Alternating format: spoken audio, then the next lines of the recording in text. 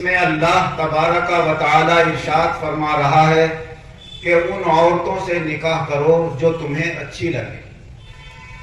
اللہ تبارک و تعالی نے نکاح کی اہمیت اپنے بندوں کے سامنے یہ ظاہر فرمائی کہ یہ نکاح ساری زندگی شوہر اور بیوی کے درمیان نبھاؤ کے لیے اور ایک پرسکون ماحول میں پیار محبت کی زندگی گزارنے کے لیے اور ایک دوسرے سے سکون اور اطمینان حاصل کرنے کے لیے اللہ نے یہ بندوں کے درمیان نکاح کی سنت رکھی ہے۔ اور اطمینان اور سکون جبھی حاصل ہوتا ہے کہ شوہر بیوی کو پسند ہو اور بیوی شوہر کو پسند ہو، ایک دوسرے سے بات کریں تو بات کرنے میں دلوں کو اطمینان حاصل رہے، سکون حاصل رہے، تبھی یہ ازدواجی زندگی خوشگوار طریقے سے گزرتی رہتی ہے۔ حضرت ابو ہریرہ رضی اللہ عنہ سے روایت ہے کہ حضور صلی اللہ علیہ وسلم نے ارشاد فرمایا کہ عورتوں سے جو عام طور سے نکاح کیا جاتا ہے وہ چار باتوں کی وجہ سے کیا جاتا ہے۔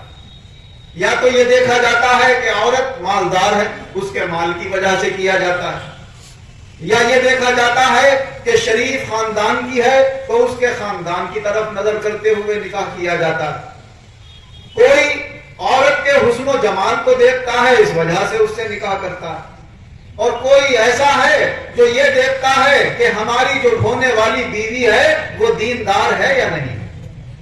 فرمایا کہ میرا مشورہ یہ ہے کہ تم تو دیندار کو پسند کرو اور دیندار عورت سے شادی کر کے کامیاب ہو جاؤ۔ تربت یدا کا مطلب علماء نے یہاں یہی لکھا ہے، جس کے ظاہری معنی تو یہ ہے تمہارے ہاتھ خاک آلود ہوں، لیکن اس کا اصل مطلب بیان یہ کیا گیا کہ اگر تم نے دیندار عورت کو پسند کر لیا تو تم کامیاب ہو گئے۔ حضور نبی اکرم صلی اللہ علیہ وسلم سے ایک شخص عرض کرنے لگے، یا رسول اللہ میرا انصار کی ایک عورت سے نکاح ہو رہا ہے۔ تو حضور صلی اللہ علیہ وسلم نے فرمایا، کیا تم دونوں نے دوسرے کو دیکھ بھی لیا ہے؟ کہا یا رسول اللہ دیکھا تو نہیں ہے۔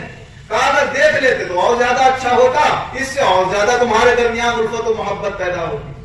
تو قرآن پاک کی آیت اور یہ حدیث مبارک جب ہم اپنے سامنے رکھیں تو پتہ یہ چلتا ہے کہ لڑکے کی شادی کسی لڑکی سے زبردستی نہیں کرائی جا سکتی، کسی لڑکی کی شادی کسی لڑکے سے زبردستی نہیں کرائی جا سکتی۔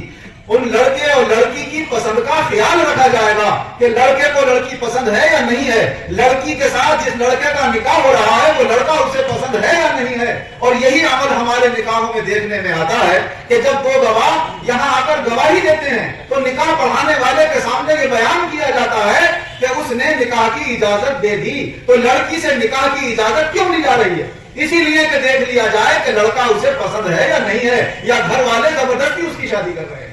تو اسلام میں زور زبردستی نہیں ہے، اس کی پسند کا خیال رکھا گیا ہے۔ آپ زور زبردستی کر کے مجبور کر دیں اپنے بیٹے کو یا مجبور کر دیں اپنی بیٹی کو تو آپ نے تو تھوڑی دیر کی خوشی حاصل کر لی، مگر ان کی ساری زندگی آپ نے برباد کر دی۔ اگر شوہر کو بیوی پسند نہیں ہے اور بیوی کو شوہر پسند نہیں ہے، آپ یہ خیال کریں کہ ہماری تو تھوڑی دیر کی بات ہے، ان کی پوری زندگی کا معاملہ ہے۔ جب یہ ایک دوسرے کو پسند کر رہے ہیں تو پھر ہمیں ان کے درمیان رکاوٹ نہیں بننا چاہیے۔ آج کل آزاد ماحول بڑھتا چلا جا رہا ہے، لڑکوں کے لڑکیوں سے بات چیت شروع ہو جاتی ہے، لڑکیوں کی لڑکوں سے بات چیت شروع ہو جاتی ہے، کبھی کبھی آپس میں ایک دوسرے سے یہ بھی معاہدے ہو جاتے ہیں کہ میں تم سے نکاح کروں گا، وہ کہتی ہے میں تم سے نکاح کروں گا۔ اب شریف اور عزت دار لڑکے اور لڑکیاں یہ خبر اپنے گھر والوں کو دیتے ہیں تو بعض ماں باپ بڑے ضدی قسم کے ہوتے ہیں، کہتے ہیں نہیں بیٹے ہم نہیں ہونے دیں گے وہاں پر، ہم تو جہاں ہماری پسند ہوگی وہاں کریں گے۔ وہ بعض لوگ بیٹی سے کہتے ہیں کسے تم نے پسند کر لیا، جہاں ہم چاہیں گے وہاں پر شادی ہوگی۔ تو یا تو آپ نے اتنا آزاد نہ چھوڑا ہوتا، اپنے کنٹرول میں رکھا ہوتا، کوئی ایک دوسرے کو دیکھ اور سمجھ نہ جاتے، تب اپنی ضدیں پوری کرتے، اور جب آپ نے ماحول میں تھوڑی سی آزادی دی ہے تو اب ان کی پسند کا بھی خیال رکھنا پڑے گا، زندگیاں انہیں گزارنا ہے۔ بس اتنا دیکھ لو کہ خاندانی اعتبار سے یا مذہبی اعتبار سے کسی ذلت اور رسوائی کا سامنا نہ کرنا پڑے۔ اگر آپ عزت کے ساتھ اس رشتے کو پورا کر سکتے ہیں تو وہاں پر اڑنا نہیں چاہیے، ضد نہیں کرنا چاہیے، اور اپنے بچے اور بچیوں کی پسند کا خیال رکھنا چاہیے۔ قرآن عظیم نے جب ہمیں بتایا ان سے نکاح کرو جو تمہیں پسند ہو، جب پسند ہوں گی جبھی تو بتایا اپنے گھر والوں کو بھائی مجھے وہ لڑکی پسند، لڑکی کو لڑکا پسند ہوگا جبھی تو بتائے گی گھر والوں کو مجھے وہ لڑکا پسند ہے. تو قرآن کہہ رہا ہے پسند کا خیال کرو. ہم قرآن کی پرواہ نہیں کر رہے, ہم اپنی پسند تھوپنے کی کوشش کر رہے ہیں. تو ہم لوگ قرآن و حدیث سے, اللہ رسول کے دین سے ہٹتے چلے جا رہے ہیں, اور ہم یہ سمجھتے ہیں کہ ہم اس پر قائم ہیں. یہ بات میں نے اس لیے عرض کی کہ ہم لوگوں کے سامنے اس طرح کے بہت سے مسائل آتے رہتے ہیں. صاحب مولانا صاحب ذرا تعویذ دے دو, ہمارے بیٹے کا دل ہٹ جائے اس کی طرف سے. مولانا صاحب تعویذ دے دو, ہماری بیٹی کا دل ہٹ جائے اس سے. میں نے صاحب یہ دل ایسی چیز ہے, یہ تعویذ یہاں کام نہیں کرتا ہے. جب دل آ گیا تو آپ کو مجبور ہونا پڑے گا, شادی وہیں پر کرنا ہوگی جہاں لڑکا اور لڑکی پسند کرتے ہیں, بس عزت کے ساتھ ہو جائے. میں نے کہا آپ کے لڑکے اور لڑکیاں شریف ہیں کہ انہوں نے آپ سے مشورہ کیا, اپنی بات آپ تک پہنچائی ہے, آپ ان کی بات کی قدر کریں اور عزت سے ان کی شادیاں کریں. اگر خدا نخواستہ وہ غلط ہوتے تو کوئی ایسا قدم بھی تو اٹھا سکتے تھے جس سے خاندان کی بے عزتی, ذلت اور رسوائی ہوتی. اللہ تعالیٰ ہمیں ماحول کے اعتبار سے بھی ان حقیقتوں کو سمجھ کر اس طرح اپنے کاموں کو انجام دینے کی توفیق عطا فرمائے, اور قرآن و حدیث کی روشنی بھی اپنے سامنے رکھ کر اپنی زندگیاں گزارنے کی توفیق عطا فرمائے. آمین. وآخر دعوانا ان الحمد للہ رب العالمین.